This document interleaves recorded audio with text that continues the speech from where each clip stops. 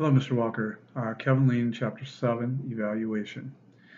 Um, First of all, the history of evaluation began with Dewey and James.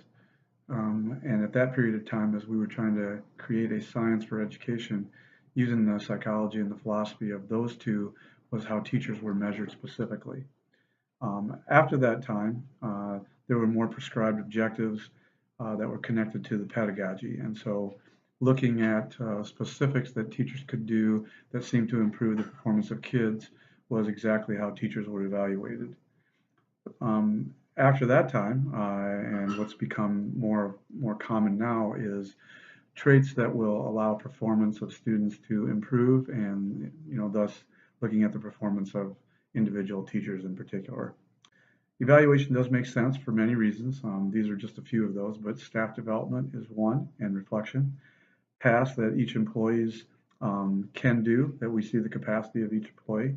The professional development needs, perhaps of a whole organization or even smaller divisions. Improving performances. Retention, which we don't like to talk about much, but keeping staff members hired and maintaining their performance levels so that they don't need to be replaced. And then the placement and assignment can sometimes be supported by the evaluation procedures that you've used. Basically, it's just looking at the job description, making sure that the objectives are met in that job description each year, and then to what degree those duties are met. A process that ultimately each employee is working within an area to achieve so that the board goals are met. So for instance, at a high school, at an elementary, at a middle, it may look a bit different, although there may be general things that match the objectives, the missions, the values that the board has set each year. And then within those, what are the foundational elements? What are the characteristics? What are the performances that we look for so that the board goals are being met? And then, you hope that those translate into the welfare, well-being, and success of each and every student. There was a time in our history when we used InTask. I used those as a college professor for 14, 15 years with the skills and dispositions of the 10 core areas in InTask to determine whether pre-teachers were ready to go out and become teachers. I thought that was a very good system, allowed some latitude and flexibility to determine, again, different degrees of how students could meet those within the characteristics that they already possessed in their DNA. I think those were good. Those have kind of lost a little bit of their steam. I don't know about all parts of the country, but you don't hear many people talk about InTask standards in the Midwest, in particular in K through 12 education. The Iowa core standards now, which were mentioned in the book, but I just finished the iEvaluate course, so I'm in touch with those. Those match a lot of the InTask standards, of course. Not much with dispositions, but basically the traits and trying to judge whether teachers are applying those specific skills that are, they look like Marzano's 10 best ways to teach as well. I think they used those and made them their own here in Iowa, which is fine because that does provide a nice outline. I am more in touch with the Danielson framework. I had written you earlier. I was the chair of the committee in South Dakota that wrote the evaluation template for the state for all K through 12 schools. We came to the conclusion that the Danielson framework really met our ideals, and so those 24 subsets of the four larger sets of skills we felt really captured both the work that teachers did inside the classroom and teachers did outside the classroom to be successful. So I've been really working with the Danielson framework. In addition, that particular culture of Danielson framework is collaborative and collegial, that it's non-threatening, that it's a dialogue between the supervisor and the employee to raise them to the highest level they possibly can, and making it non-threatening, that it's just continual growth. No matter where you're at, there's a place to go and to get better. And if you are struggling, that this particular framework and addressing these needs, even if you might not have the abilities to reach high levels, at least getting to proficiency will allow you to be successful in the classroom. The instruments that are used are sometimes the devil of this detail of evaluation, because the instruments and the wording and the way that they're utilized and whether they're credible and valid and whether they're reliable, no matter who the rater is, that inter-rater reliability is important. And you probably know how difficult this is in education because of the incredible complexity of what learning really means. So we still struggle with that. We chase these instruments that we hope give us the information that allow teachers to perform at a better level, that allow we as buildings and as building principals can confirm really are meeting the needs of our kids and providing the necessities so they can be successful.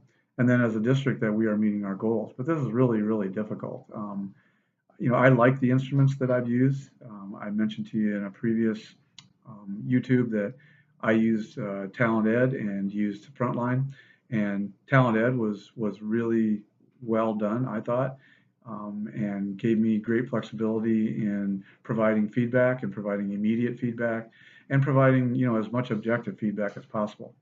I also had to be certified, as did all those who were going to assess in South Dakota on using this particular instrument, and it had inter-rater reliability, so we could make comparisons to other sites, other teachers, um, other principals, other supervisors.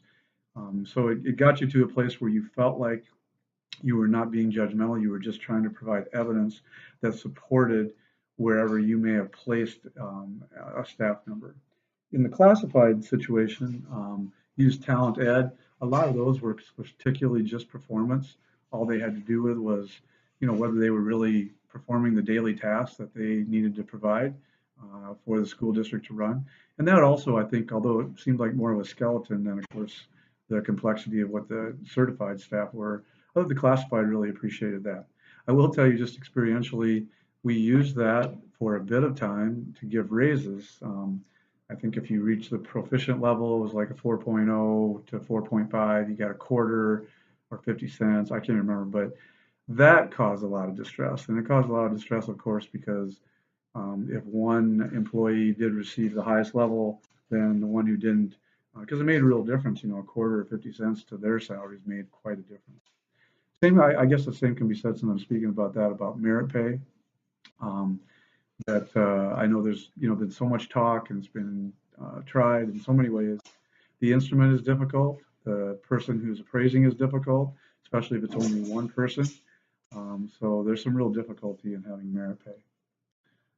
There's two types that were discussed in the book about instruments, trait and results.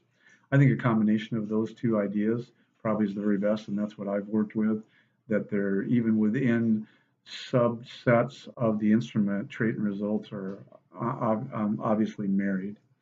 And then finally, termination, and whether these instruments should be used for termination.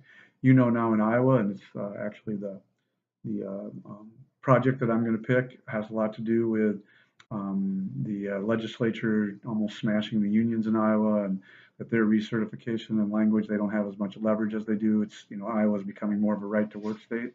I do come from that environment in South Dakota.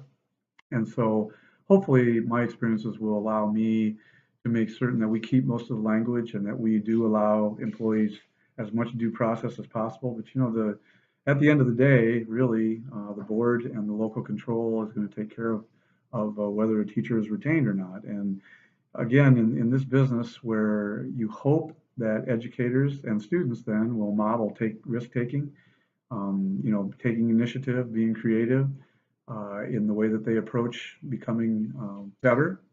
But taking risks is really difficult if you don't have a due process because it can be misinterpreted. There can be blame laid when people don't achieve the same success as others. So all of those things are really difficult, and due process then is really important.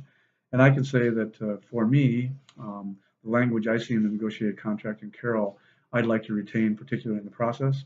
I would like to change the evaluation process some to make it more of a growth mindset because it appears right now it's a lot of check boxes rather than actual feedback that can help teachers get better. So really enjoyed this section. I think it really was an underpinning of so many things. And then there are, of course, so many debates and other pathways that you could take in discussing evaluation. I do think evaluation can really be a motor for school reform. And I hope to use that here in particular as we examine our mission and our objectives and see if those missions and objectives in the evaluation process can be referred to often so that we are really trying to live up to that and evaluate that. And so that all those goals and objectives add up to a momentum that really means or that gives meaning to the diploma for kids as they walk across that stage. So I enjoyed this particular section, and again, I shouldn't be surprised, but I'm always a little surprised that HR has so much to do with this, but of course they do. And I worked with our HR director in particular with classified because the state had handed down so many of the certified evaluation processes and procedures that we just basically adopted in my last location. There wasn't as much discussion in HR about those things. Um, but there was much discussion in the classified section and how we went about that. And so we joined together in a united way to try to provide a good due process and platform and instrument for the classified. So thanks again, and I'll talk to you soon, and I'll send this on as soon as I get it loaded.